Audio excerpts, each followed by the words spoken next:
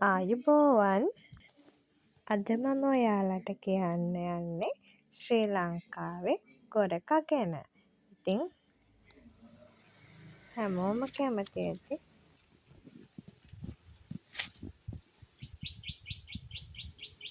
මේ ගොරක ගැන දැනගන්න. මේ ගොරක ගෙඩි කහ පාටට රතු පාටට වර්ග දෙකකින් තියෙනවා. එතකොට අපි අද මේ පෙන්නන්නේ රතු පාට වර්ගය.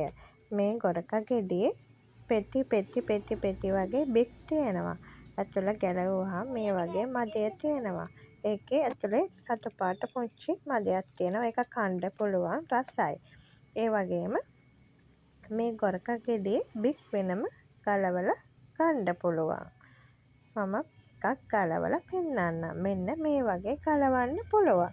එතකොට අපි මේ ගොරක එහෙම බික් වශයෙන් ගලවලා මෙහෙම මැස්සක් බැඳලා යටින් ගින්දර දාලා දුම එන විදිහට හදලා මෙහෙම මැස් එක දාලා අපි පොඩ්ඩක් දුම් ගහන්න කියලා තියෙනවා. ඊට පස්සේ දුම් වැදුන ගොරක මේ වගේ මද අවුවේ දාලා වේලනවා.